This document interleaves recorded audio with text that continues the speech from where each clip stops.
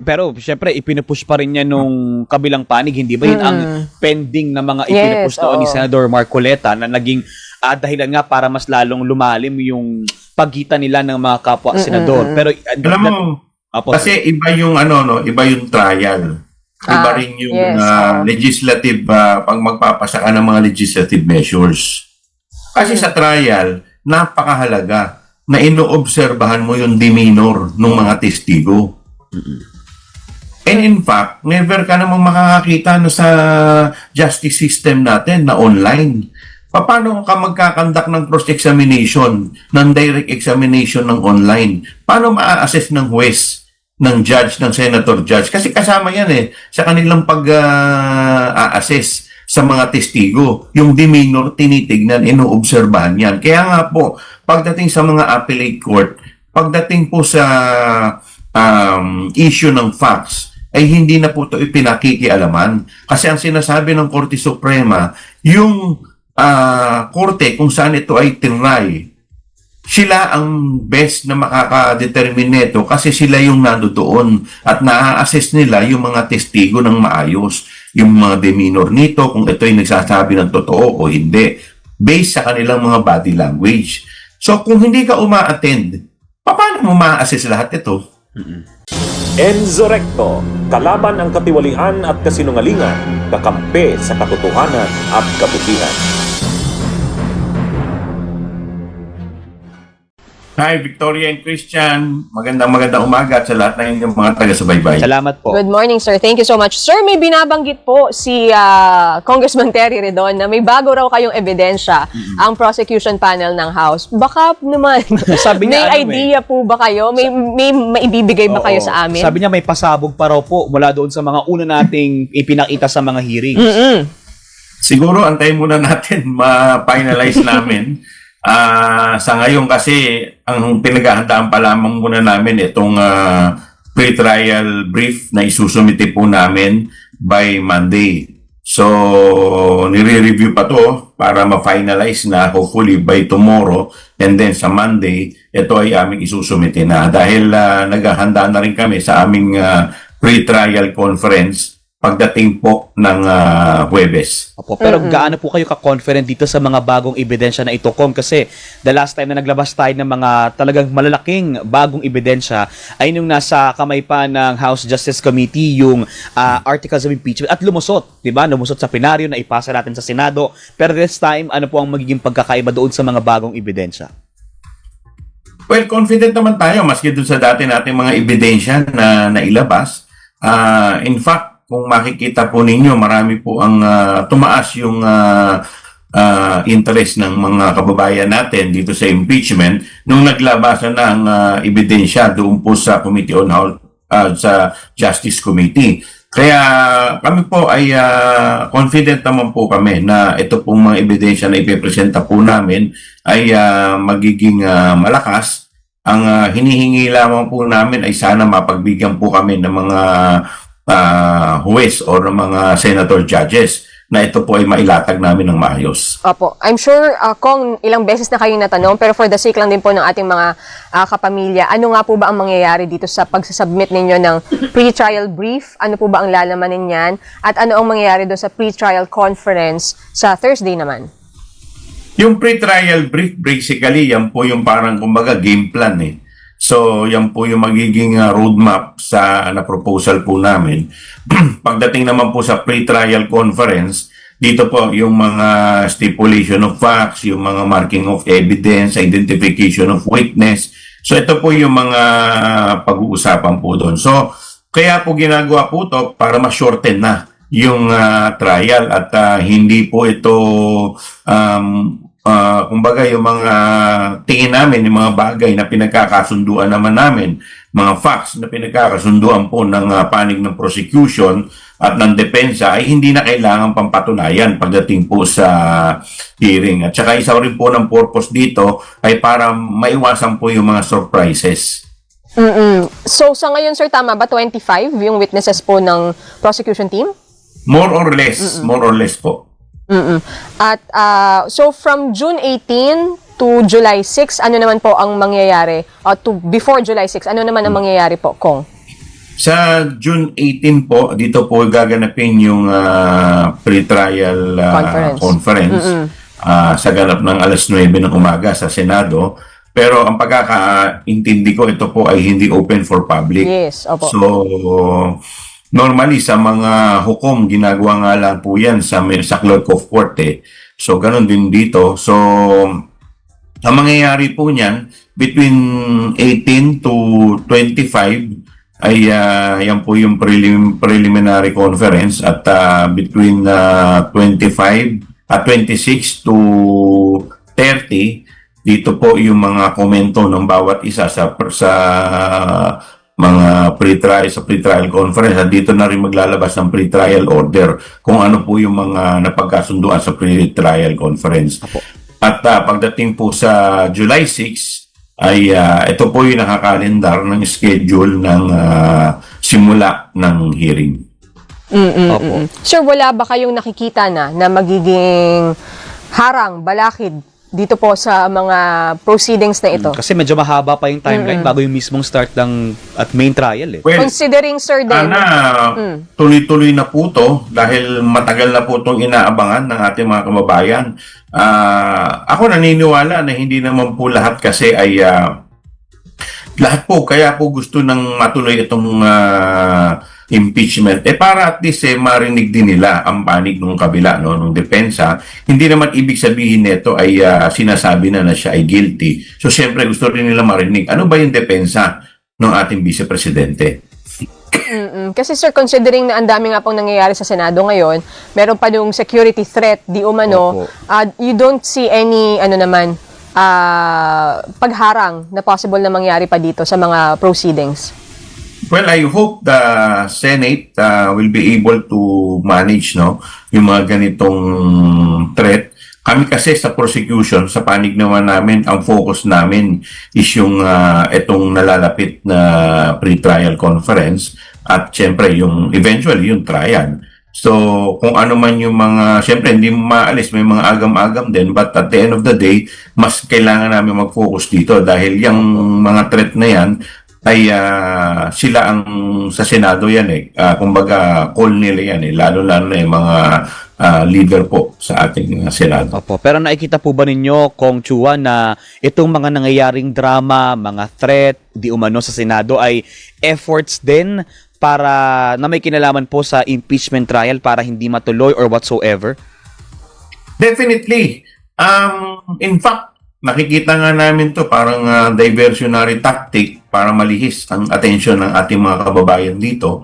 Kasi kung makikita ninyo, yung chronological of event, nung araw na kami nagbobotohan dito po sa Kongreso para sa plenaryo, para sa impeachment, yun din yung araw na nagkagulo sila. Yun yung unang-unang araw na nagkagulo sa House, sa Senate leadership. After 3 days, kung kailan naman na isinusumite yung aming articles of impeachment sa Senado, dun din naman nagkaroon ng putukan. So, hindi ko alam kung ito coincidence o talagang intentional. But syempre, hindi mo rin maaalis na may mga haka-hakang ganito. Opo. Pero handa na nga po ba tayo doon sa trial proper at least kung ngayon pa lamang po medyo hindi pula pang kalinawan doon sa estado ng Senado. Although inacknowledge na ng House, pati ng Malacanang yung block ni Gatchalian as majority, pero yung kabilang panig patuloy pa rin pong iginigiit at I think yung last statement ni Senator Cayetano, siya ang presiding judge sa kanyang paniniwala.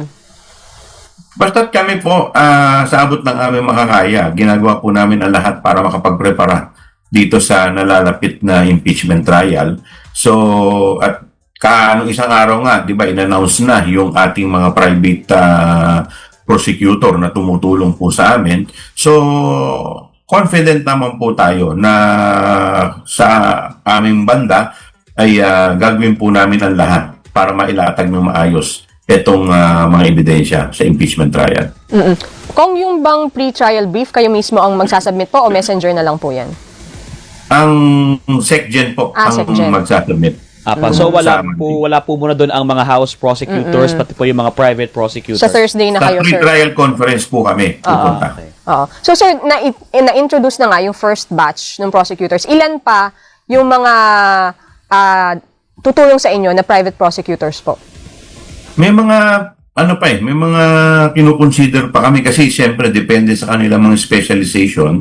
So tinitingnan din po namin at sinasala rin po namin. Siyempre ayaw mo naman na mapasukan ka ng mga abogado na baka mamaya naglilik lamang ng mga information sa kabila, di ba? Correct. So importante sa amin, unang-una kung ano yung may kukontribute nila sa grupo. Pangalawa, siyempre importante rin na pro bono. Malaking bagay po sa amin yan. Opo. Tapos pangatlo, yung kanilang, siyempre, yung kanilang magiging papel dito. Okay. So, matinding screening din, sir, ang pinagdadaanan ng mga Yes, nag-volunteer. may mga nag-i-screen po talaga, may mga in-charge po dyan. Dahil kasi mahirap mga mamaya, siyempre alam naman natin, ito po ay, mga kalaban po natin, mga batigan na abogado. At siyempre hindi mo naman maaalis no na may mga information na sinisecure kami na hindi po pwedeng malaman ng kabila until such time na dapat itong mailabas na. At kasama po kayo doon ng mga public prosecutors sa sumala dito po sa mga private prosecutors. Nag-apply po ba sila or kayo ang nag-handpick sa kanila? Ano po? Nag-apply po ba sila sa inyo or kayo po ang May mga nag-scout marami kanila? po sa kanila talaga nag-volunteer. Ako po, meron pa nga po ako natanggap sa mga messenger na humihingi, na nag-volunteer. At yun naman po kasi pina-forward na po namin sa mga kasama namin na humahawak po ng ganyan. Kung ang conviction ay kailangan dapat 16 yung makuha for the conviction. Pero may ugong na parang balak daw bang bawasan. I-adjust ang numero. I-adjust. Parang from 24 kasi, gagawing magiging 22 dahil si Senator De La Rosa ay nagtatago, si Senator Jinggoy Estrada naman ay nakakulong. Ano ang take nyo doon, sir? Dapat bang ibaba ang threshold? Well, sa akin personally, no, kung ako yung tatanungin, of course, hindi ko pa naman to hindi pa naman namin to na pag-uusapan, no. Pero kung ako tatanungin, kung yung threshold ng quorum ay bumaba at hindi naman sila makakapag-participate, so paano sila makakaboto ng tama? Kasi alam mo, malaking bagay na yung huwes o yung judge, yung senator judge, ay nakikita yung kung paano sumagot yung mga testigo. Dahil doon, makikita mo kung ito'y nagsisinungaling o hindi.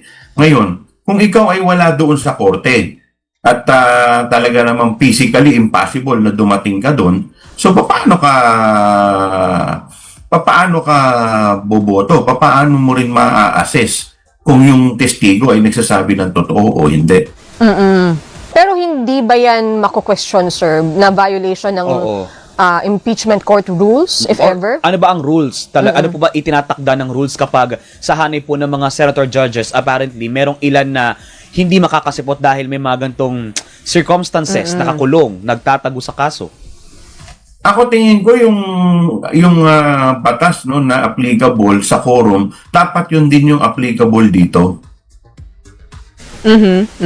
Kasi di ba nagkaroon sila ng issue doon sa quorum kung saan sinasabi nga naman ng Korte Suprema mismo nagsasabi na siyempre kung sino lang yung talagang physically present na at imposible naman na makakaboto pa yung iba, paano mo ibibilang yun sa quorum? So for purposes of the numbers, so paano rin sila paano mo rin i-consider sila kung physically imposible rin naman sila na makaka-attend doon? So in the case of Senator Jinggoy, hindi pwede talaga yung online participation? Sa akin pong personal na paniniwala. Pero ito naman ay personal ko lamang po. Hindi pa naman po. Siyempre, napakamarami pa pong usapin yan. Marami pa pong mga legal expert na I'm sure na pati sila hindi rin magkakasundo-sundo. Alam mo naman ng mga abogado, may kanya-kanyang mga opinion lahat eh. Pero kayo, sabi nyo nga po, personal nyo pa lang ito, pero mapag-uusapan nyo rin kaya yan sa prosecution team at later on, will you propose that? O pwede ba yan? Ako po kasi ni-raise ko yan eh. Once na nag-meeting kami na if this could be applicable sa bilang ng quorum, bakit hindi ito applicable din pagdating sa botohan? Because how could you expect na yung dalawa i-consider mo kung wala naman sila from the very beginning sa trial? So, paano magiging basis nun? So, pwede nyo erase yan sa impeachment court, sir? Ano pa? Pwede nyo pong erase yan sa impeachment court? Siguro pag-uusapan pa namin kasi hindi namin masyadong napag-usapan yon dahil nga more on nakafocus kami dito sa pre-trial brief dahil may deadline tsaka yung sa pre-trial conference. But it was in passing ba na pag-usapan din yan. Pero wala pang definite kung ano yung aming talagang magiging stand dito. Sir, ang argument naman ng iba, kung hindi papayagan sina Senator De La Rosa, Senator Jinggoy na mag-participate, may mga madidisenfranchise na botante. At Okay. ilang milyon din daw po yun. Ano po ang reaksyon nyo naman doon? May mga madidisenfranchise. Pero nakita naman po natin yung sitwasyon Mas unfair naman din siguro doon sa mga people of the Philippines o dito po sa mga kababayan natin, no, na humihingi din ng hustisya dito sa impeachment. Dahil paano nga naman sila boboto? Paano sila makakapag-assess ng tama? Remember, doon sa oath of office ng mga senator judge, kailangan they should be politically impartial. So, could you imagine, wala ka doon sa hearing? Paano ka boboto? Paano ka mag-register ng boto mo? Anong pagbabasihan nila kung Yes. hindi nila Anong basis nila? At saka paano rin sila makakaboto kung hindi rin allowed yung electronic voting? Pero syempre ipinupush pa rin niya nung kabilang panig, hindi ba yun ang pending na mga ipinupush doon ni oo. Senador Marcoleta na naging dahilan nga para mas lalong lumalim yung pagitan nila ng mga kapwa senador. Pero Alam mo, kasi iba yung iba yung trial. Iba rin yung legislative pag magpapasa ka ng mga legislative measures. Kasi sa trial, napakahalaga na inoobserbahan mo yung demeanor ng mga testigo. And in fact, never ka namang makakakita na sa justice system natin na online. Paano ka magkakandak ng cross-examination, ng direct examination ng online? Paano ma-assess ng huwes, ng judge, ng senator judge? Kasi kasama yan sa kanilang pag-assess sa mga testigo. Yung demeanor, tinitignan, inoobserbahan yan. Kaya nga po, pagdating sa mga appellate court, pagdating po sa issue ng facts, ay hindi na po ito ipinakikialaman. Kasi ang sinasabi ng Korte Suprema, yung korte kung saan ito ay tinry, sila ang best na makakadetermine nito kasi sila yung nandoon at na-assess nila yung mga testigo ng maayos, yung mga demeanor nito, kung ito ay nagsasabi ng totoo o hindi, based sa kanilang mga body language. So kung hindi ka uma-attend, paano mo ma-assess lahat ito? At kung isa rin po sa inaabangan ay kung sino ba talaga yung magiging presiding officer dahil inamyendahan nga po ng Senate yung impeachment, yung rule na pwedeng yung Senate President ang maging presiding officer pero pwede rin na mag-elect kung may majority. So, ang lumalabas na pangalan aside from Senator Sherwin Gatchalian, possible daw, Senator Cheese Escudero, Senator Kiko Pangilinan. Oo.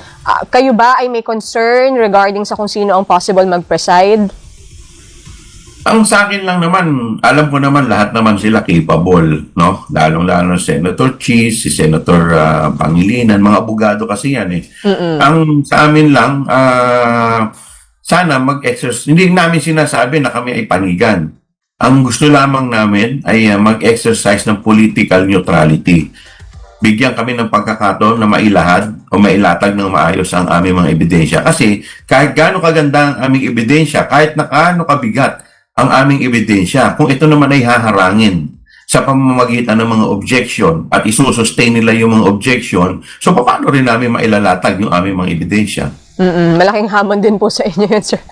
I'm sure may mga tatayo dyan para magharang nga Oo. ng Definitely, ebidensya. yun po naman talaga yung magiging papel ng depensa. At saka yung possibility nga na dahil ang Cayetano Block may paninindigan din sila as sila ang majority, sila ang dapat na presiding judge, si Senator Cayetano. Correct. Paano pag nag-conduct sila ng hiwalay din?